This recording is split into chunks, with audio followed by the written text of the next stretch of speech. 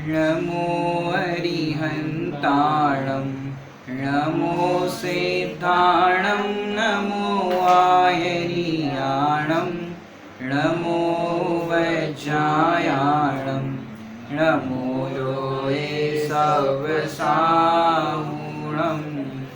सतीर्थ वीर प्रभु का जग में प्रवर्ते निज तत्व बोध पाकर सब लोक हर्षे दुर्भावना न आवे मन में कदापि निर्विघ्न निर्विकारी आराधना प्रवृत्ति।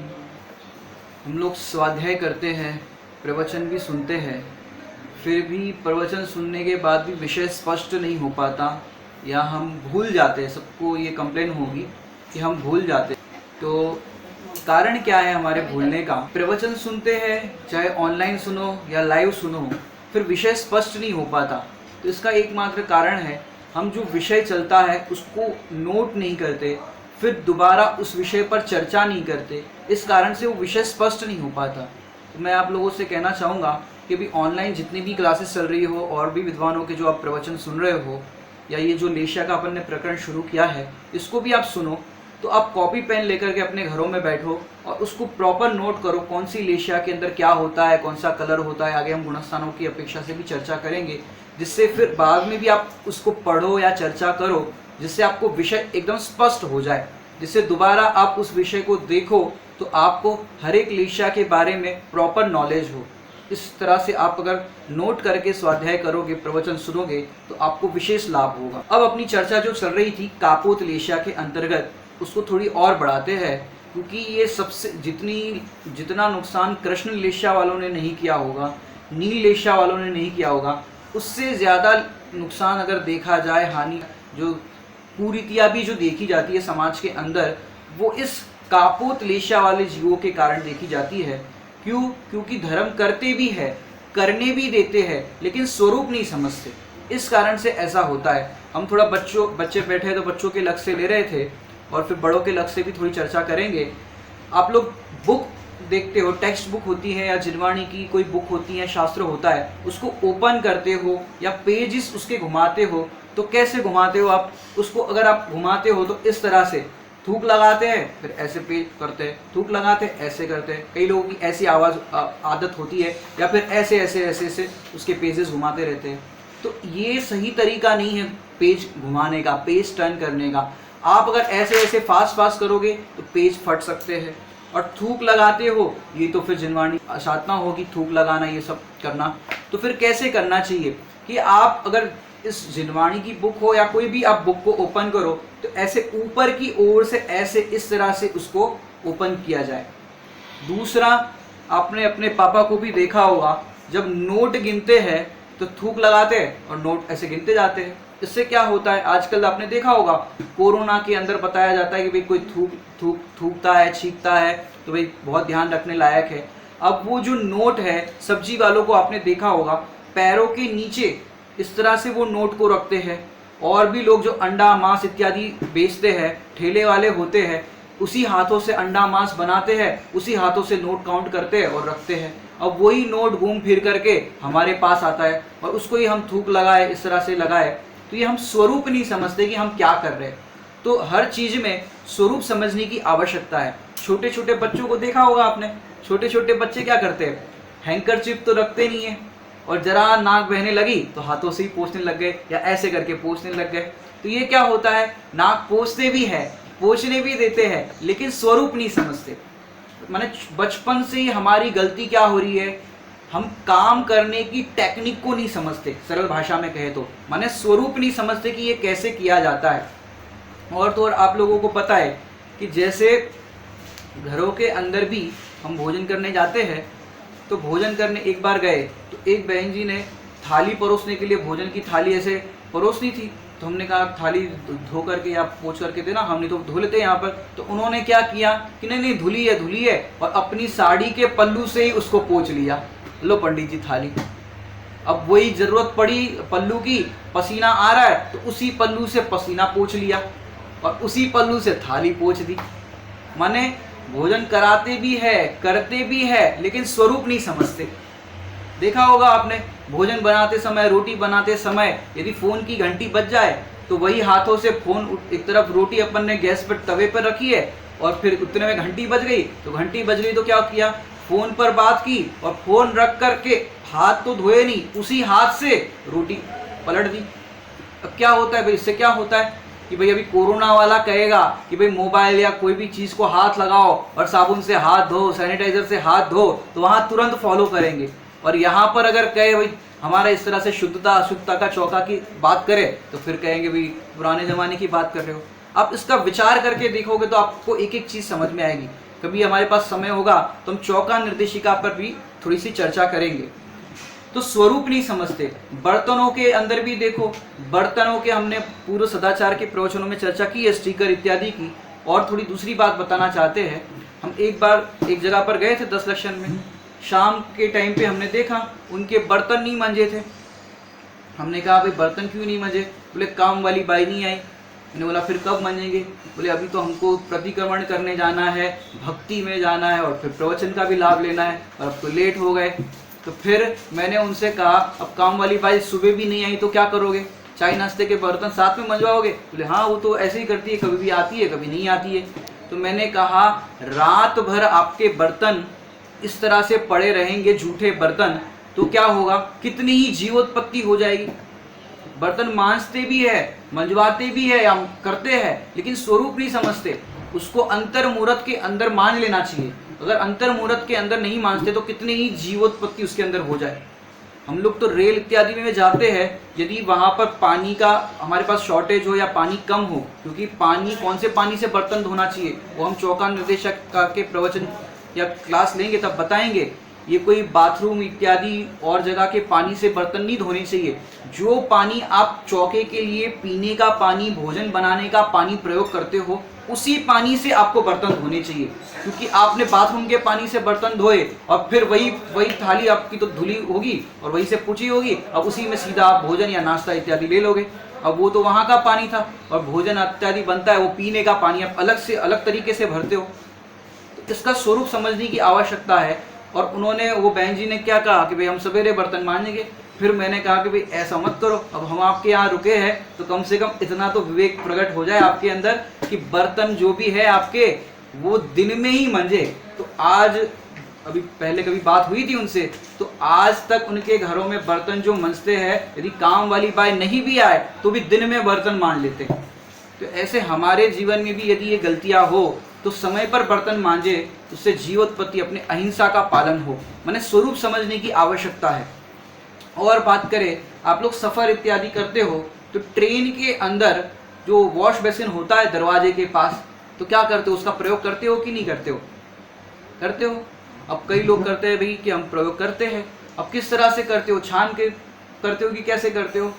कई लोग तो ऐसे ही प्रयोग कर लेते हैं हाथ धोने के लिए या जो भी काम उसको उनको पड़ता है। और थोड़े से विवेकी हुए तो थोड़ी थैली लेके जाते हो छन्ने बांधने की, पानी छानने की, समझो आप जो प्रयोग करते हो तो थैली उस पर बांध लेते हो और अपना जब भी जो भी थोड़ा सा गिलास पानी भरना है, हाथ धोना है, उससे कुल्ला कर लेते हैं लोग, ब्रश कर लेते हैं आपकी भाषा में कहे, वो उसके लिए प्रयोग करते हैं। लेकिन जानते हो वो जो टंकी होती है जो ट्रेन के अंदर जहाँ से पानी सप्लाई होता है, वो कब धुलती है, कब उसको धोते हैं? दूसरी बात, वो जो नल होता है वॉश बेसिन का, ये तो आपको स्वरूप समझा रहा है, आप खुद इस तरह से देखना सीख जाए, इसलिए हम इन अलग अलग दृष्टांतों से अलग तरीके से आपको समझाने का प्रयास कर रहे हैं। क्या होता है कि वो जो वॉश बेसिन है, तो क्या करते हैं लोग, वहाँ पर पानी पीते हैं या तो कुल्ला करते हैं, और लोग जो आते हैं हाथ धोते हैं, मुंह धोते हैं। अब मुंह में थोड़ा सा पानी ऐसे रखा और वहीं पर थूकते हैं, कुल्ला करते हैं, तो उसके छींटे नल पर गिरेंगे कि नहीं गिरेंगे? गिरेंगे कि नहीं गिरेंगे? एक बात। दूसरी बात, छोटे बच्चे जिनके होते हैं उनको लेटरिन के अंदर पॉटी हो जाती है, अब धोए कैसे? वहाँ से प्रॉपर धुलवा नहीं पाते। तो हमने देखा कि छोटे से बच्चे को ऐसे पकड़ लिया और वही वॉश मशीन के वहाँ से ही हाथ से ऐसे धुलवाने लग गए। अब बताओ, वहीं से अपन हाथ लगाते या छन्नी बांध करके अपन कुल्ला करने लग जाते या मंजन करने लग जाते हैं। तो भैया विवेक लगाना चाहिए वहाँ कैसे कैसे लोग। और तो और देखो, जो सफाई कर्मचारी आते हैं, जो लेटरिन बाथरूम की सफाई करते हैं, वहाँ पर लेटरिन की सफाई करते हैं, वो लोग भी वही हाथों से, जिन हाथों से सफाई की, वही हाथों से वहाँ पर हाथ धो लेते हैं। अब कितने लोग हाथ धोते हैं, कितने लोग वहाँ टच हो जाता है। हम लोग सफ़र भी करें तो हमारा घर से पानी लेकर के जाए, और जो आपको हाथ मुंह धोना है, खर्चे का पानी समझो इस तरह का चाहिए, तो एक आपके पास जो भी बर्तन हो, साधन हो, उसमें अलग से वो पानी रख ले, जिससे उसका प्रयोग आप कर सके। तो ये तो स्वरूप समझने की बात है। हाथ धोते हैं, मुंह धोते हैं, कुल्ला करते हैं, करने भी देते हैं, लेकिन स्वरूप नहीं समझते। वहाँ पर पहले कोई दूसरा व्यक्ति आया और उसने कुल्ला कर दिया उस नल पे। अब कोरोना वाला कहते हैं कि भाई ऐसा करो वैसा करो, वहाँ तो अपन सावधानी रख सकते हैं, लेकिन यहाँ पर देखो, तो इस तरह से विवेक लगाना चाहिए। और हम बात करें थोड़ी सी जिन मंदिर के अंदर स्वरूप समझने की बात करें, तो क्या होता है, जो धोती दुपट्टा हम पहनते हैं, अब धोती दुपट्टा कहीं से फटे हैं, कहीं से जीर्ण शीर्ण हो गए, हम वैसे ही धोती दुपट्टा पहनने लग जाते हैं। लेकिन भैया 3 लोग के नाद का हम प्रक्षाल करते हैं, तो हमारे वस्त्र कैसे होने चाहिए? अगर आप राष्ट्रपति भवन में जाओ तो फटे वस्त्र पहन करके जाओगे तो आपका अपॉइंटमेंट भी होगा मिलने का, फिर भी एंट्री देगा वो गेट कीपर? नहीं देगा भाई, कौन आओ क्या हो। ऐसे 3 लोग के नाक का प्रक्षाल करते हो तो हमारा वस्त्र कैसा होना चाहिए? आप पढ़ते भी हो, क्या दरिद्र होगा पालक त्रिभुवन पालक का, क्या दरिद्र होगा। हम बाहर जाए तो कैसे कितने सुंदर वस्त्र और कैसे कपड़े पहनते हैं, लेकिन जिन मंदिर में जाए तो कैसे वस्त्र हमारे होने चाहिए? उत्तम वस्त्र, धवल वस्त्र, केसरिया धोती दुपट्टा, वैसे वस्त्र होने चाहिए, और वो भी फटे नहीं होने चाहिए। और तो और जो प्रक्षाल के छन्ने होते हैं, वो प्रक्षाल के छन्ने भी आपने देखे होंगे, उसमें भी छेद हो जाते हैं। वो सलाई का प्रयोग करते हैं भगवान जी को ये परिमार्जन करने के लिए। अब वो प्रयोग तो हम कैसे भी कर लेते हैं, और वो फिर उसमें छेद हो जाते हैं। अब वो छेद वाले ही कपड़ों से भगवान का परिमार्जन करते हैं। तो बोलो ये स्वरूप नहीं समझते, इसके कारण ऐसी त्रुटियां होती है। हमारे घर में यदि कोई कपड़ा फट भी जाए तो पहनते हो, प्रयोग करते हो? नहीं करते। और 3 लोग के नाथ के लिए भैया भगवान को क्या करना है, अपन तो प्रयोग कर लो। भगवान के प्रति हमको ऐसा विवेक अहोभाव जागृत नहीं होता, ये स्वरूप नहीं समझने के कारण होता है। हमने भगवान का भी स्वरूप नहीं समझा, और जो क्रिया करते हैं, अनुष्ठान करते हैं, उसका भी प्रॉपर स्वरूप नहीं समझा। तो हमें ऐसे वस्त्र पहनना चाहिए जो फटे ना हो, जीर्ण शीर्ण ना हो, और तो और जो छन्ने भगवान को पोंछने के होते हैं, परिमार्जन करने के होते हैं, वो परिमार्जन करने के जो छन्ने हैं वो भी कैसे होने चाहिए कि वो भी ऐसे होने चाहिए, जीर्ण शीर्ण ना हो, फटे ना हो। और तो और जब धो तो बढ़िया फटकार करके डालो, उसको प्रॉपर मेंटेन करो। इस तरह से प्रक्षाल के कपड़े ऐसे छन्ने होने चाहिए, धोती दुपट्टा भी वैसे ही होने चाहिए। और एक बात कहना चाहते हैं, एक प्रश्न आया था कि जो ध्वजा होती है, जिन मंदिर की ध्वजा, और बड़े पंडित जी साहब ने एक प्रवचन के अंदर भी उसका उल्लेख किया था, तो उस पर मैं थोड़ा सा बताना चाहता हूँ, क्योंकि इसके स्वरूप में शायद सबको जानकारी हो ना हो। तो जो ध्वजा होती है, वो ध्वजा कब बदलना चाहिए? आप कहोगे साल भर में, जो भी एक तिथि होती है आपकी जो निश्चित होती है, साल भर में एक बार बदलना चाहिए। सही बात है कि नहीं?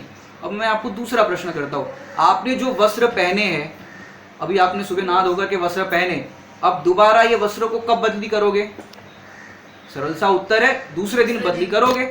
लेकिन आपने वस्त्र नहा धोकर के पहने, रास्ते में कहीं जा रहे हो, वस्त्र फट जाए, कहीं पर भरा जाए और फट जाए, या कहीं से कुछ गंदी चीज या अशुद्ध चीज, मलिन चीज आप पर गिर जाए या लग जाए, तो आपके कपड़े गंदे हो जाए या फट जाए, तो क्या करोगे? कल बदली करोगे कि भाई हमने आज कपड़े पहने तो निश्चित तो ये है कि कल पहनना, कल बदली करना, तो क्या करोगे? कल बदली करोगे कि नहीं? तुरंत बदली करेंगे। क्यों करोगे तुरंत? कि भाई अशुद्ध हो गए, मलिन हो गए, फट गए। तो फिर ध्वजा के मामले में ऐसा क्योंकि भाई साल भर बाद बदली करेंगे? होता क्या है कि हमें स्वरूप नहीं पता होता। ध्वजा के अंदर भी ऐसा है कि बारिश के दिन होते हैं, तूफान इत्यादि आते हैं, उसके कारण ध्वजा हवा के कारण कई बार फट जाती है, या बरसात के कारण बहुत ही ज़्यादा मलिन हो जाती है या बहुत खराब हो जाती है। तो करना क्या चाहिए? साल भर के लिए इंतज़ार नहीं करना चाहिए। अगर खराब हो गई है, फट गई है, तो वो उसी समय एक आध दिन में समझ में आ जाए तो फिर अपन को वो बदल देनी चाहिए। और फिर ध्वजा का क्या करना चाहिए भैया? कई मंदिरों में हमने देखा है कि वो जो ध्वजा तो बदली कर देते हैं, अब वो ध्वजा बदली करके कोने में कहीं छत पर पड़ी है, या फिर कोई जहाँ पर एक स्टोर रूम जैसा होता है, जहाँ अपनी भाषा में कहे तो अटारा वाली चीज़ होती है फालतू पड़ी हुई, वहाँ जा कर के रख देते हैं। अब पता है आपको, वो जितने टाइम तक वो ध्वजा वहाँ पर पड़ी रहेगी तब तक उसमें कितने जीव उत्पन्न होंगे, क्योंकि फालतू चीज़ आपकी कहाँ भी रखी हो या स्टोर रूम में कहीं भी रखी हो, उसमें देखो जाले लग जाते हैं, कीड़े हो जाते हैं, अब वो कितने ही जीव उत्पन्न होंगे उसके अंदर। तो करना क्या चाहिए कि जो ध्वजा है जो मलिन हो गई, फट गई, उसको क्या करो, एक बाउल के अंदर या कोई भी चीज़ के अंदर उसको जला करके उसकी राख बना करके, चाहे आप खेतों में या कहीं पर उसको विसर्जित कर दो, जिससे उसकी पर्याय भी बदल जाए, जिससे कोई बाद में आगे जीवोत्पत्ति की भी संभावना ना रहे। तो इस तरह से उसकी विधि करनी चाहिए। और भी कोई विशेष विद्वानों के इसमें विचार हो तो हमें बता सकते हैं, जितना हमारे विवेक में समझ में आया उतना हमने बताया है, जिससे वो जीवोत्पत्ति ना आए। और तो और जो आपके स्टोर रूम में आपने देखा होगा, मंदिरों में कई चीज पुरानी ऐसी फालतू पड़ी है, कैसी फालतू कि जिसका कोई काम ही नहीं, दसों साल से ऐसी चीजें पड़ी है जिसका कोई प्रयोग ही नहीं हो रहा है। लेकिन ऐसी फालतू चीजें हो, अटारा वाली चीजें हो, तो भैया कोई गरीब हो, जरूरतमंद हो, उसको दे दिया करें। ऐसी फालतू चीजें पड़ी रहेगी तो उसमें जीवोत्पत्ति होगी, जाले लगेंगे, जिसको हम कहते हैं, जिस अनर्थ दंड की हमारी सदाचार में चर्चा रह गई थी, थोड़ी सी उसमें बताना चाहते हैं कि जिससे हमारे लौकिक प्रयोजन भी सिद्ध नहीं होता और पारलौकिक प्रयोजन भी सिद्ध नहीं होता। ऐसी जो मन वचन काय की प्रवृत्ति है उसको कहते हैं अनर्थ दंड। अब जो फालतू अटारा चीजें घरों में भी पड़ी रहती है, छत पे भी पड़ी रहती है, स्टोर रूम में भी पड़ी रहती है, सालों भर उसका कुछ काम ही नहीं आता और ऐसी की ऐसी पड़ी रहती है। आपको क्या लगता है कि भाई कभी काम आ जाएगी, कभी काम आ जाएगी, अब काम आ नहीं रही है और वैसे ही फालतू पड़ी है, तो ये अनर्थ दंड का पाप हो रहा है। माने कोई प्रयोजन ही नहीं, कोई काम में ही नहीं आ रही, तो इसका अपन जिसको सरल भाषा में कहे तो डिस्ट्रॉय करो, उसको जरूरतमंद को दे दो और वहां पर सफाई मेंटेन रखो, जिससे जीवोत्पत्ति ना आए। क्योंकि हमारा जो जैन धर्म है उसका मूल अगर कहा जाए तो अहिंसा परमो धर्म, जिससे जैन धर्म जाना जाता है। तो इतनी अहिंसा का ख्याल तो हमें रखना चाहिए। जिसे अपन जो विषय अपन समझ रहे हैं कि मंदिरों में ध्वजा बदली भी करते हैं, बदलने भी देते हैं, लेकिन स्वरूप नहीं समझते कि कब बदलना, क्या करना, अटारे की चीजें रखना नहीं रखना, ये स्वरूप नहीं समझते। तो ये समझने की आवश्यकता है। ये हमने 3 पर्सनालिटी वालों की बात सुनी या समझी, 3 पर्सनालिटी वाली, जो अशुभ लेशिया जिसे हमने समझा कि वो अच्छी नहीं है। 3 लेशिया जो हमने चर्चा की, जो तिर्यंश नरक का कारण है। अब जो शुभ लेशिया है 3, उसकी चर्चा करते हैं कि उसके अंदर क्या होता है। अब जो चौथे नंबर की लेशिया कहो या शुभ लेशिया के अंतर्गत प्रथम नंबर की लेशिया कहो, उसका नाम है पीत लेशिया। क्या नाम है? पीत लेशिया। उस लेशिया को पहचानने का कलर वो बताया है पीला रंग। कौन सा कलर है? पीला रंग। इसमें क्या होता है, बच्चे बैठे तो थोड़ा इंग्लिश शब्दों का भी प्रयोग करेंगे। यूजफुल काम कम करते हैं, अनयूजफुल काम ज्यादा करते हैं। हिंदी में कहते हैं उपयोगी काम कम करते हैं, अनुपयोगी काम ज्यादा करते हैं, लेकिन जितना भी काम करते हैं वो न्याय नैतिकता पूर्वक करते हैं, ईमानदारी पूर्वक करते हैं। ये उसकी खासियत है। तो देखो, बच्चों के एंगल से थोड़ा सा पहले बताते हैं, फिर बड़ों के एंगल से बताएंगे कि जैसे बच्चे पढ़ाई करते हैं, समझो कल इंग्लिश का पेपर है, तो इंग्लिश का पेपर है तो बच्चों को क्या करना चाहिए? इंग्लिश की पढ़ाई करनी चाहिए। लेकिन बच्चों में देखा होगा इंग्लिश का पेपर है फिर भी बच्चे क्या करेंगे, और दूसरी 2-3 बुक निकाल देंगे, बुक को खोलेंगे कि भाई इंग्लिश तो पढ़ ही लेंगे, ये बहुत हार्ड है, मुझे आता नहीं है, इसको पहले पढ़ लेते हैं। माने इस तरह से और बुक को खोलेंगे, और तो और दूसरी बुकों को खोलेंगे। यूजफुल तो क्या है, इंग्लिश का पेपर है तो इंग्लिश की पढ़ाई करो, और दूसरी बुक को खोल के वो पढ़ने लग जाएंगे। होमवर्क करना है, समझो 2 बुक का होमवर्क करना है तो कितनी बुक खोलना चाहिए? 2 ही बुक खोलना चाहिए जो यूजफुल है, उपयोगी है। लेकिन क्या करेंगे, छोटे बच्चे को देखा होगा, छोटे बच्चे को जब होमवर्क कराने बैठो तो क्या होता है, वो पूरा बैग को खाली करेगा, सारी बुक्स निकालेगा, फिर उसमें मम्मी को बताएगा, मम्मी मेरे को इसमें गुड़ कितने मिले, देखो काउंट करो मेरे को गुड़ कितने मिले, बेस्ट कितने मिले। और छोटे बच्चे को जो एकदम छोटे हैं ABCD लिखवानी हो, ABC लिखवाना हो, तो माता को, मम्मी को पसीना आ जाता है लिखवाने में। छोटे छोटे बच्चे को इस तरह से, माने उपयोगी काम क्या है कि होमवर्क करना, जितना है एबीसी लिखना उतना उपयोगी काम है। अब अनुपयोगी वो बच्चा कितना करता है, अब वो अनुपयोगी कितना करता है, ए लिखवाना है तो पहले तो वो सारे बुक्स जितने भी है बैग को खाली करेगा, उसके बाद क्या करेगा, वो अपना पेंसिल निकालेगा, तो शॉर्पनर से उसे ऐसा करेगा, फिर उसकी जो निप होगी वो देखेगा कि कैसी है, और करेगा, अच्छी नहीं बनी, अच्छी नहीं बनी, फिर और करेगा। मम्मी बोलती है ला बेटा मैं करके देती हूँ, तो बेटा कहता है टीचर ने कहा है खुद अपना काम करना चाहिए। अब फिर वो पेंसिल से बनाएगा, फिर ए बनाएगा जैसे तैसे, मम्मी कहेगी सही नहीं बनाया, ढंग से बना, रबर से मिटाओ, तो रबर से मिटाओ तो जहां से खराब हुआ है वहां से नहीं मिटाएगा, पूरा मिटाएगा। अब पूरा मिटाएगा तो घिसता रहेगा पूरा, कई बार तो पेज फट जाते हैं। अब मम्मी कहती बेटा रिपेयरिंग कर ले, पूरा मत मिटा, तो बच्चा कहेगा टीचर ने कहा है रिपेयरिंग मत करो, पूरा अच्छे से करो। और इस तरह से ABC लिखवाने में मम्मी को पसीना आ जाते आजकल के बच्चों को, और उसमें दूसरी और बातें बच्चे करेंगे, मेरी टीचर मेरी मिस ऐसा कहती है ऐसा करती है, अरे बेटा तू होमवर्क करना, मेरे को सीरियल देखना है। अब मम्मी परेशान हो जाती कराते कराते, ABC लिखवाने में पसीना आ जाता है।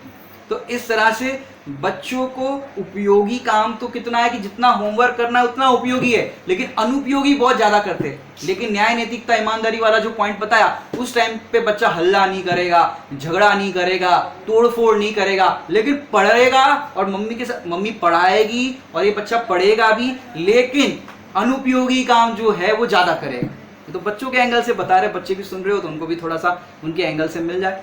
और बात करें कि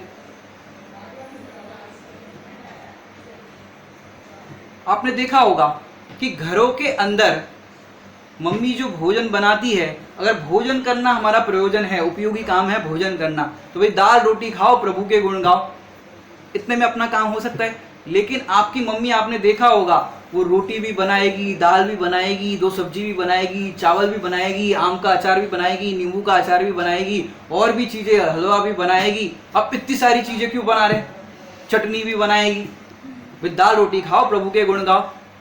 लेकिन वो अनुपयोगी काम ज्यादा करती है, पापड़ भी बनाते हैं और भी चीजें बनाते हैं। क्यों करते हैं ऐसा अनुपयोगी काम? उपयोगी काम तो इतना है जिससे पेट भर जाए, खिचड़ी बना के खा लो, दाल रोटी खा लो, दाल चावल खा लो। अब अनुपयोगी काम ज्यादा करते, लेकिन न्याय नैतिकता पूर्वक करते, माने बाजार का ला करके नहीं खिलाते हैं, अभक्ष भोजन नहीं कराते हैं, आगम अनुकूल अपना मर्यादित भोजन माता कराती है। क्यों कराते हैं? उपयोगी काम कम करते हैं, अनुपयोगी काम ज्यादा करते हैं। क्यों करते हैं? यदि घर में स्वादिष्ट शुद्ध भोजन बनेगा तो फिर बच्चे बाहर खाने क्यों जाएंगे? जब घर में ही शुद्ध सात्विक अच्छा भोजन बन रहा है, बाजार के अंदर फिर चाट पकौड़ी कचौड़ी खाने क्यों जाएंगे बच्चे? घर के ही अंदर बनाओ तो फिर बाजार में खाने का प्रश्न नहीं होगा। तो घर के अंदर यदि शुद्ध भोजन बनता है और बनाते हैं तो ये उपयोगी काम कम करते हैं, अनुपयोगी काम ज्यादा करते हैं, लेकिन ईमानदारी पूर्वक और न्याय नैतिकता पता है ना, शुद्ध सात्विक भोजन करते हैं, अभक्ष भोजन नहीं कराते। तो इस तरह से अनुपयोगी काम ज्यादा करते हैं। ये भोजन बनाने के संबंध में बताया। बच्चे लोग छोटे छोटे होते हैं, अब स्कूल बैग भी चाहिए उनको, कंपोस्ट बॉक्स भी चाहिए। अब उपयोगी काम कितना है जिसमें अपने कंपोस्ट बॉक्स के अंदर पेंसिल रबर इत्यादि रख सके, बैग के अंदर भी जो बुक्स आदि रख सके। लेकिन बैग खरीदने आप जाओ, कितना समय लगता है बैग खरीदने के लिए? पहले के ज़माने में तो एक थैला झोला सा होता था, झोला ले लिया, किताब रख दी, कॉपी रख दी और काम हो गया। और आजकल के बच्चों को बैग खरीदना हो तो कितना टाइम लगता है कि भाई ऐसा बैग नहीं वैसा बैग, इसमें सुपरमैन का फोटो बना होना चाहिए, शक्तिमान का फोटो बना होना चाहिए, उसके अंदर ऐसा होना चाहिए, वाटर बैग रखने का या बोतल रखने का उसमें ऐसा खाना होना चाहिए उसके अंदर। इस तरह से देखते हैं। टिफिन बॉक्स खरीदने जाए तो टिफिन बॉक्स भी कैसा चाहिए, इसमें पोकेमोन और ये वो सब चीज़ होना चाहिए। टिफिन बॉक्स भी वैसा चाहिए। अपने पुराने ज़माने में तो डब्बा होता था, स्टील का डब्बा, और उसमें लेके जाते थे। आजकल के बच्चे स्टील का डब्बा टिफिन लेके नहीं जाए, शर्म आती है। मैंने उपयोगी काम क्या है कि जिसमें अपना भोजन का नाश्ते का सामान रख सके, उतने में काम हो जाए। लेकिन अनुपयोगी बहुत सारी वैरायटी देखते हैं खरीदने के लिए, ये अनुपयोगी काम ज़्यादा करते हैं। और थोड़े बड़ों के एंगल से बात करें, शादी कितनी करनी चाहिए? एक शादी जिससे गृहस्थ जीवन अपना चल जाए, ऐसा होना चाहिए। अगर शादी कर ही रहे हो तो एक शादी करनी चाहिए, गृहस्थ जीवन चल जाए। लेकिन चक्रवर्ती जो होता है वो कितनी करता है? 96,000। रहने के लिए एक मकान एक महल चाहिए। अब वो कितने खंड जीतता है? 6 खंड को जीतता है। अब उपयोगी काम कम करता है अनुपयोगी काम वो ज्यादा करता है, लेकिन न्याय नैतिकता पूर्वक करता है, ईमानदारी पूर्वक करता है, किसी को जबरदस्ती हड़प नहीं लेता, किसी का राज्य इस तरह से हड़पता नहीं है, छीन नहीं लेता, और विवाह भी करता है 96,000 रानियों से, तो किसी का किडनैप नहीं करता, आजकल की भाषा में कहे तो न्याय नैतिकता से आगम की मर्यादा पूर्वक विवाह करता है। तो उपयोगी काम तो भैया एक से विवाह करो, एक मकान एक घर बना दो, उतने में काम हो जाए। लेकिन अभिप्राय उसका ऐसा होता है कि दिगंबर मुनिराज इस 6 खंड के अंदर निर्विघ्न रूप से उनके विहार आहार की उनकी जो चर्या है वो निर्विघ्न रूप से चलती रहे।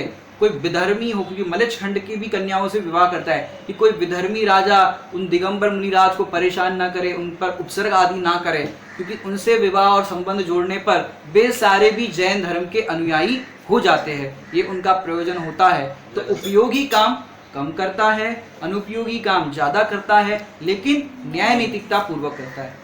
ऐसे कई लोगों का सपना होगा, जैसे धीरूभाई का सपना बता देते, धीरूभाई अंबानी का क्या था, कर लो दुनिया मुट्ठी में, माने बहुत सारे पैसे कमाना।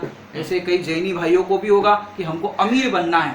तो भैया अमीर बनना चाहते हो तो अमीर तो शायद पुण्य पाप का जैसा उदय हो तो आप बन तो सकते हो, लेकिन अमीर बनने से ज्यादा न्यायवान बनने में पुरुषार्थ है, न्याय नैतिकता से धन अर्जन करने में पुरुषार्थ है। क्योंकि अगर आप भले ही 12 घंटा आपका जो भी बिजनेस है वो करो, अधिक काम करो, कोई बात नहीं, लेकिन न्याय नैतिकता से अगर आप अपना बिजनेस करते हो तो कहते हैं शाबाश, ये आपकी पीत लेशा कही जाएगी। अगर उपयोगी काम कितना है, वे दाल रोटी खाओ, प्रभु के गुण गाओ, लेकिन आप अधिक कमाना चाहते हो, अगर आपकी है कमाने की भावना या आप ऐसा करते हो तो आप कमाओ, लेकिन न्याय नैतिकता पूर्वक कमाओ, अन्याय से वैसे नहीं कमाओ, ईमानदारी से कमाओ। तो कहेंगे भैया आपकी पीत लेशा है, नहीं तो फिर चाहे जैसे कमाने की हो तो अशुभ लेशा हो जाएगी आपकी। तो इस तरह से उपयोगी काम करते हैं। अब पीत लेशा की हमने बात की, अब थोड़ी सी पद्म लेशा की बात इसमें करते हैं। पद्म लेशा में क्या होता है, उपयोगी काम करते हैं और अनुपयोगी का विकल्प भी नहीं करते। पद्म लेशा में क्या होता है, उपयोगी काम करते हैं और अनुपयोगी का विकल्प भी नहीं करते, चाह भी नहीं करते अनुपयोगी काम की। इस तरह से होता है। उसका कलर कौन सा है, पिंक कलर, गुलाबी कलर। तो उसमें क्या होता है, उपयोगी काम करते हैं, माने जितना उपयोगी उतना करते। जैसे पूजन करनी है तो जिस दिन जो पूजन करनी है वो पूजन की अपन ने पुस्तक निकाल दी, और अनुपयोगी वाला क्या करेगा कि उस दिन विधान की पुस्तक भी निकाल देगा, दूसरी पुस्तक भी निकाल देगा, मोक्ष मार्ग प्रकाशक भी रख लेगा। अरे भैया तेरे पास 15 मिनट है, 3-4 किताबें क्यों लेकर बैठा है। कई लोगों को देखा होगा आपने, ऐसे बुक निकाल कर एक साथ रख लेते हैं इतनी सारी। अब भैया तुझे जितना समय उतनी पूजा करो, सामग्री जितनी चढ़ानी है या जितना समय उतनी सामग्री थाली में लगा के रखेगा, ज्यादा सामग्री नहीं लगाएगा, उपयोगी जितना है उतना करेगा। तो उपयोगी काम करते हैं, अनुपयोगी का विकल्प भी नहीं करते। जैसे आप जिन मंदिर में पहुंचे, अब जिन मंदिर में उपयोगी क्या है कि पूजन करना, अब पूजन के लिए जितनी भी सामग्री चाहिए, जितनी भी पूजन की पुस्तक जो भी पूजा करनी है उतनी रख लेगा। भोजन में भी अगर देखा जाए तो आपका स्वास्थ्य अनुकूल नहीं है तो फिर खिचड़ी बनानी है, जो बनाना है आपने उतना भोजन कर लिया, और अनुपयोगी जो है उसका विकल्प भी नहीं करेंगे, जो तुम्हारे स्वास्थ्य के लिए नुकसान करता है उसका विकल्प भी नहीं करेंगे। आप दुकान में जाते हो, आपका बजट होता है 500 रुपये की शर्ट खरीदना, तो उपयोगी कितना है कि 500 की शर्ट खरीदना। अब वो बताएगा सेठ जी आप देखो ये 800 रुपये की शर्ट है, ये 1500 की शर्ट है, ये 2000 की शर्ट है। अरे साहब 1500 2000 ये सब मत दिखाओ, 500 रुपये की शर्ट का हमारा बजट है, 500 रुपये की शर्ट दिखा दो, उतनी खरीद लेंगे। तो जिसको उपयोगी काम करना है वो उतने रुपए की शर्ट देखेगा और बाकी उसके ऊपर की रेंज वाली नहीं देखेगा। उपयोगी काम करता है उसका काम तुरंत हो जाता है। अब लेना तो है नहीं, और फिर ये दिखाओ वो दिखाओ वो दिखाओ ये दिखाओ, फिर कहेंगे भैया 500 की चाहिए, 5000 तक की दिखा देगा और फिर कहेगा 500 की चाहिए। दुकानदार भी परेशान हो जाएगा, आप भी परेशान हो जाओगे, ऐसा होता है। तो उपयोगी काम करते हैं, अनुपयोगी का विकल्प भी नहीं करते। ये पद्म लेशा के अंतर्गत हुआ। अब शुक्ल लेशा की अपन बात करते हैं। शुक्ल लेशा के अंदर उसका कलर है व्हाइट कलर। कौन सा कलर है, व्हाइट कलर। अब शुक्ल लेशा में क्या होता है, पुण्य प्रमाण जिसको जो भी सामग्री मिली है उसमें वो संतुष्ट रहता है। क्या कहा, पुण्य प्रमाण जो भी सामग्री मिली है उसमें वो संतुष्ट रहता है। तो कैसे, आपको थोड़ा सा बच्चों को दिगंबर मुनिराजों का परिचय कराते हैं। जो दिगंबर मुनिराज होते हैं उनके कर पात्र में जो भी शुद्ध और प्रासुक जो भी आहार आता है वो बिना किसी डिमांड के या कोई भी चाहना करके नहीं, जो भी आहार की सामग्री शुद्ध प्रासुक उनके कर पात्र में आती है वो उसको ग्रहण करते हैं, आहार ग्रहण करते हैं, किसी भी प्रकार की डिमांड नहीं करते। जैसे आप लोग कहते हो, अब गर्मी के दिन आ गए, मम्मी आइसक्रीम चाहिए, मम्मी पिज्ज़ा चाहिए, मम्मी ये चाहिए वो चाहिए, आप लोग डिमांड करते हो घर में। लेकिन दिगंबर मुनिराज होते हैं, वो तो अयाचक वृत्ति वाले होते हैं, वो याचना नहीं करते कि हमको ये बनाना। और तो और आहार करते समय वो दातार की ओर भी नहीं देखते। आहार ले रहे, उसको 5 प्रकार के आहार का प्रकरण आया है, उसमें एक है गोचरी वृत्ति, माने गाय जिस तरह से भोजन करती है, गोचरी, गाय जिस तरह से चरती है उस प्रकार से आहार ग्रहण करते हैं। गाय को देखा होगा आप, क्या लेकर के, माने उसके सामने गाय को आप कभी कुछ दो, रोटी दो, कोई भी सामग्री घर में खाने की होती तो देते हो।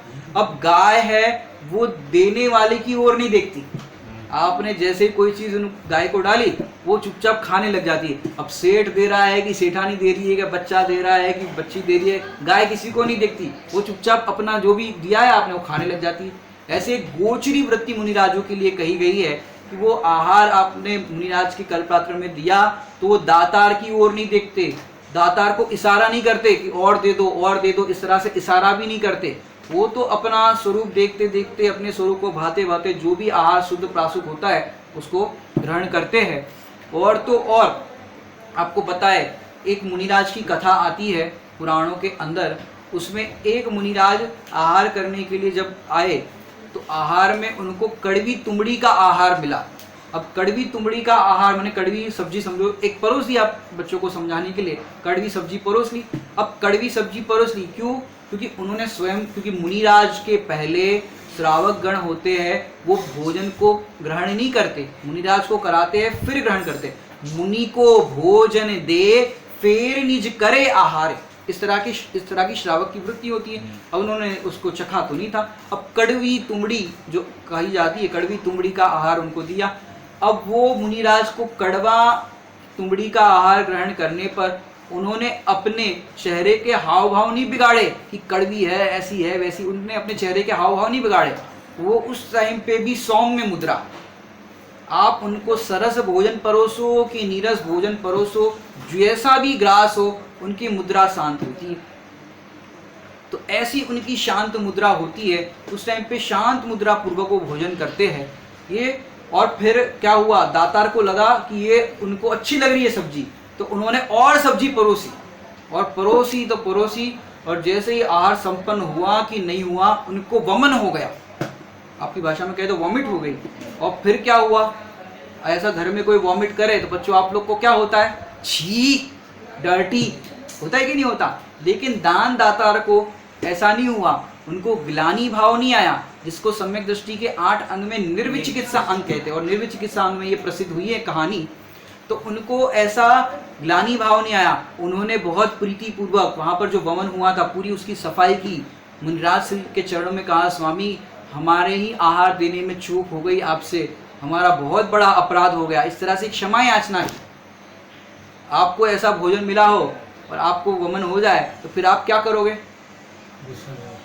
क्रोधित होगे, कैसा भोजन करा है, कैसा करा दिया, क्रोधित हो जाओगे। एक सच्ची घटना मैं आपको बताना चाहता हूँ, ये तो मैंने ऐसा नहीं कि भाई अपनी प्रशंसा के लिए कहना चाहता हूँ, लेकिन ऐसे प्रसंग बनते हैं।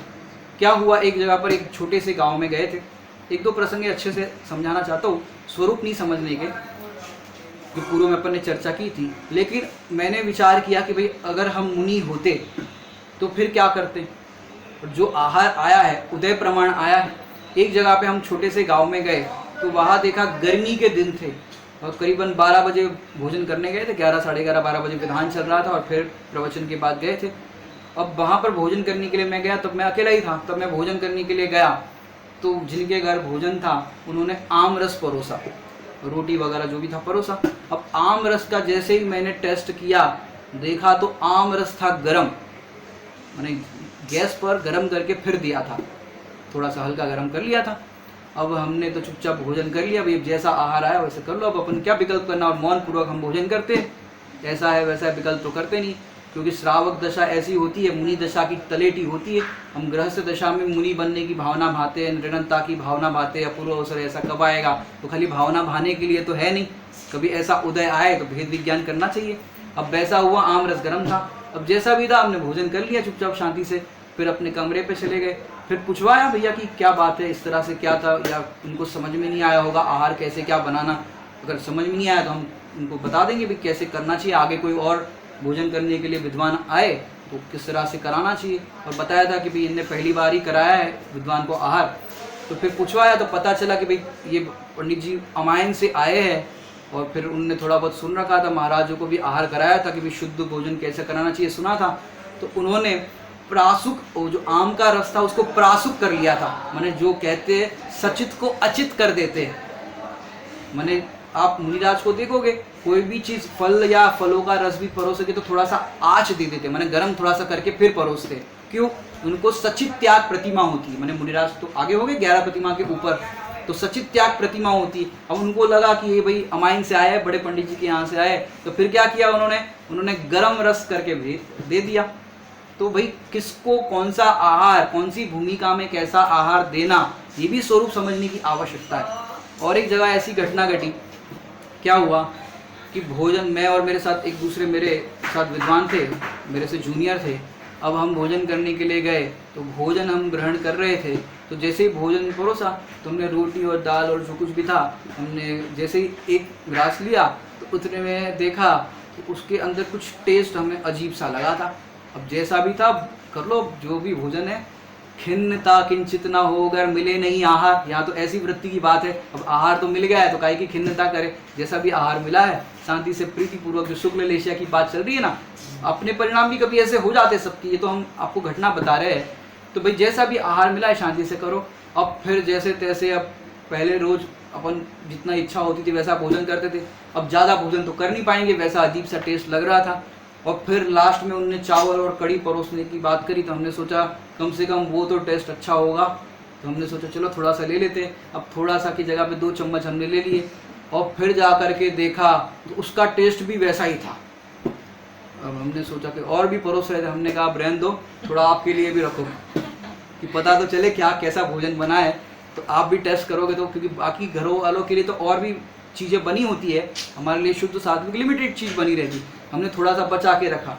अब जिसने भी वो भोजन किया होगा, शाम को जब भोजन करने गए तो हाथ जोड़ के कहने लगे पंडित जी क्षमा करना, हमसे बहुत बड़ी गलती हो गई, सवेरे तो आपने ऐसे ही भोजन कर लिया, बताया भी नहीं ऐसा है, वो गलती हो गई हमसे। मैंने बोला क्या गलती हो गई? कोई बात नहीं, ठीक था भोजन। बोले नहीं, हम नमक की जगह पे फिटकरी डाल दी थी हमने भोजन के अंदर, पूरा भोजन फिटकरी वाला हो गया था। अब फिटकरी का और नमक का स्वरूप नहीं समझते तो ऐसा हो जाता है। अब चलो उनने स्वरूप नहीं समझा, लेकिन आहार करने वाले या भोजन करने वालों को अगर समता भाव का अभ्यास करना है, भेद विज्ञान करना है, वे ऐसे अवसर बार बार नहीं मिलते, तो उस अवसर के अंदर भेद विज्ञान करना चाहिए। जैसे आपके घर में भी कभी मिर्च ज़्यादा डल गई हो, नमक नहीं डला हो, तो समतापूर्वक भोजन करने का अभ्यास करना चाहिए। शुक्ल लेशिया के लक्षण है। जैसा भोजन मिला पुण्य प्रमाण सामग्री में संतुष्ट रहो। लोगों को दाने दाने के लिए तरस रहे इस कोरोना के वायरस के चक्कर में, देखो घरों के अंदर लोगों को भोजन नहीं मिल रहा है, ऐसे भोजनों की डिमांड करते हो, आपको तो कम से कम भोजन मिल रहा है, तो पुण्य प्रमाण जो भी सामग्री मिली है उसमें संतुष्ट रह करके, उदय का विचार करके, भेद विज्ञान करके भोजन करना चाहिए। तो इस तरह से भेद विज्ञान करके आप भोजन करें। आगे और चर्चा करते हैं अपन। अपने को जो भी सामग्री मिली है वो अपने पुण्य के उदय के अनुसार मिली है। जैसी भी अपने को शक्ल मिली है, जैसी भी अकल मिली है, जैसा भी ज्ञान क्षोभम मिला है, जो कुछ भी आपको मिला है, ये सब कर्म के उदय के अनुसार मिला है। इसलिए आप इसकी कंप्लेन किसी से ना करें या दुखी ना हो, किसी के पुण्य के उदय को देख करके, बाहर के ठाठ बाट को देख करके जेलसी ना करें कि भाई इनको तो ऐसा है, इनको तो वैसा है, ऐसे दुखी ना हो। आपको जो भी मिला है आपके टिफिन का माल है। टिफिन का माल है तो मैं दृष्टांत समझाता हूँ कैसे टिफिन का माल है। कि जैसे यहाँ से हम लोग गजपंथा या कहीं तीर्थ यात्रा के लिए जाए, अब तीर्थ यात्रा के लिए जाए तो सब लोग अपना अपना टिफिन लेकर के जाएंगे। अब हम तो भाई ज़्यादा किचन में टाइम लगाया नहीं, और आप लोग तो तमाम चीज़ें बना करके लेके आए, हलवा पूड़ी और जो कुछ भी बना कर लेके आए, और हमने तो भैया जल्दी जल्दी काम करना है तो हमने टिक्कड़ बना दिए, हरी मिर्च रख दी तल के और फिर भोजन वहाँ पर गए, और वहाँ पर हमने पूजा पाठ किया, स्वाध्याय किया, प्रवचन सब कार्यक्रम हुए। भोजन करने बैठे और सबके अंदर देखा जाए तो लड्डू पेड़ा हलवा पूड़ी सब निकल रहा है, और हमने टिफिन खोला तो भैया क्या निकलेगा? जो भरा था, टिक्कड़ भरे थे मोटे मोटे और हरी मिर्च का अचार, अब वही निकलेगा। अब हम दुखी हो गए कि भैया हमारे ही पाप का उदय, इन सबको तो हलवा पूड़ी नमकीन नमकीन ये वो सब कुछ निकल रहा है, अब हमारे ही पाप का उदय। तो भैया आप लोग क्या कहोगे कि पंडित जी आपने जो टिफिन में भरा होगा वही तो निकलेगा।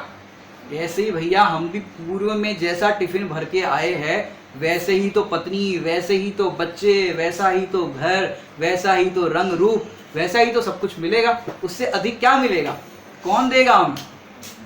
इसलिए हम किसी के प्रति शिकायत ना करें कि हमको कैसा मिला है, क्या मिला है। जो भी पुण्य प्रमाण सामग्री मिली है उसमें संतुष्ट रहो। सीता जी वगैरह को भी देखो, उनके जीवन में भी पुण्य पाप के उदय कैसे भी आए तो वो कैसे रहे कि भेद ज्ञान पूर्वक समता पूर्वक रहे। चाहे वन में हो चाहे भवन में हो, दोनों के अंदर भेद विज्ञान करते हैं। भजनों में भी आता है, ज्ञानी वन में रहे या भवन में रहे, भोग उनको सुहाने लगते नहीं। राग की आग में भेद विज्ञान है, इसलिए आग उनको जलाती नहीं, इसलिए आग उनको जलाती नहीं। राग की आग में भेद विज्ञान है, इसलिए ज्ञानी को वो आग जलाती नहीं। चाहे ज्ञानी घर में रहे, वन में रहे, कहीं पर भी रहे, भेद विज्ञान के बल पर पुण्य पाप के उदय का विचार करके संतुष्ट रहते। ज्ञानी संतुष्ट भी बाहर में नहीं, अपने स्वरूप में संतुष्ट रहते। ये ज्ञानियों से कला सीखने लायक है, वो कैसे रहते। तो टिफिन में जो माल भरा होगा वही तो निकलेगा। इसलिए किसी से शिकायत मत करो, हमारी पत्नी ऐसी क्यों है, बच्चे ऐसे क्यों है। झगड़ालू पत्नी भी अगर मिलती है तो आपके डिमांड पे मिली है, आपने वैसा टिफिन भरा है तब झगड़ालू पत्नी मिली है। क्यों कि जैसे अपनी पत्नी कमजोर हो, अभी वर्तमान पर्याय में किसी को जवाब ना दे, जेठानी भी अपनी पत्नी को दबाती हो, तो अपन क्या सोचते हैं, अरे तुमको थोड़ा तेज होना चाहिए, थोड़ा जवाब देना आना चाहिए, नहीं तो लोग तुम्हें दबाते रहेंगे, थोड़ा बोलना सीखो। अब हम क्या चाहते हैं कि पत्नी तेज होनी चाहिए। अब अगली बार तुम्हें तेज वाली मिलेगी, अब तेज वाली मिलेगी तो फिर तुमको भी दबाएगी, तुमको भी चिल्लाएगी, डांटेगी। क्यों, तुमने जैसी डिमांड की वैसा ही मिला है। भैंसरी के वचनामृत में कहे तो भविष्य का तुम्हें कैसा डिजायर करना, कैसा बनाना, वो तुम्हारे हाथ की बात है। तो इस तरह से पुण्य पाप के उदय के अंदर संतुष्ट, जैसा भी उदय हो उसमें संतुष्ट रहना चाहिए। और तो और बात करें, जैसे भी आपकी हेयर स्टाइल मिली है, बॉडी स्ट्रक्चर मिला है, जो कुछ भी मिला है, ये नाम कर्म की प्रकृति के अनुसार मिला है। आप कितनी ही क्रीम लगा दो गोरा बनने के लिए, कौवे को कितना भी फेयर एंड लवली से नहलाओ, या फिर भैंस को फेयर एंड लवली के ड्रम में डुबा दो, फिर भी वो काली की काली रहेगी, सफेद नहीं होगी। ये सब नामकर्म की प्रकृति के अनुसार है। तो जिसको जो भी अपने बॉडी का कलर मिला है, जो भी हेयर स्टाइल मिली है, आंखें मिली है, जो भी शरीर जैसा भी मिला है, हाइट मिली है, आवाज मिली है, गला मिला है, तो सब अपने पुण्य पाप के उदय के अनुसार मिला है, कर्म के उदय के अनुसार मिला है। तो ये भी आपके टिफिन का माल है, तो उसमें संतुष्ट रहना चाहिए। संतुष्ट रहना माने अच्छा मानना नहीं, हमको तो भैया ये दे ही नहीं चाहिए, वास्तव में तो अशरीरी पद की भावना भानी चाहिए कि ऐसा शरीर हमें चाहिए ही नहीं जिसका हमें लक्ष्य करना पड़े। और तो और असंतुष्ट व्यक्ति कैसे दुखी होते हैं, आपको बताते हैं कि जैसे सिकंदर था तो पूरे देश के अंदर, देश विदेशों में वो क्या करता था, धन की खोज, माने धन पाने के लिए इतना दौड़ा रहता था। लेकिन अंत में क्या हुआ, जब भूख लगी तो भूख लगने के भोजन नहीं था। एक छोटी सी कुटिया दिखी, कुटिया के अंदर बुढ़िया थी, तो बुढ़िया से कहा, बुढ़िया दादी माँ कहा, जो भी कहा उसने कि हमको भोजन दे दो। तो अम्मा जी ने क्या किया, एक थाल के अंदर सोना चांदी सिक्के रख के सजा के दे दिए कि तुम तो इसके भूखे हो ना, लो करो खाओ इसे। माने भोजन करने के लिए उसकी इच्छा हुई तो उसको सोना चांदी परोसा जा रहा है। बताओ उससे पेट भरेगा उसका कि नहीं भरेगा। अब वो असंतुष्ट था, तब उसे पता चला कि वास्तविक जीवन तो भोजन से चलता है, लौकिक में यदि कहे तो, ये धन संपदा इत्यादि से नहीं। तो वहां पर भी उसको समझ में आया कि संतुष्टता तो अपनी जीवन शैली जो है उसमें है।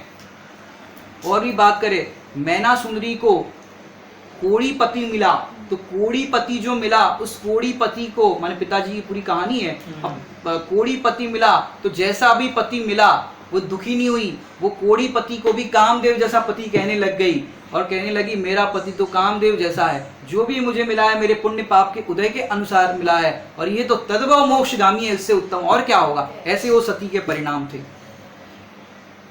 ऐसे हमने संक्षिप्त में लेश्या की चर्चा की है। और शुक्ल लेशा की थोड़ी सी चर्चा हम कल और करना चाहेंगे, विशेष चर्चा हम कल करेंगे। ओम नमः सिद्धेश्वराय।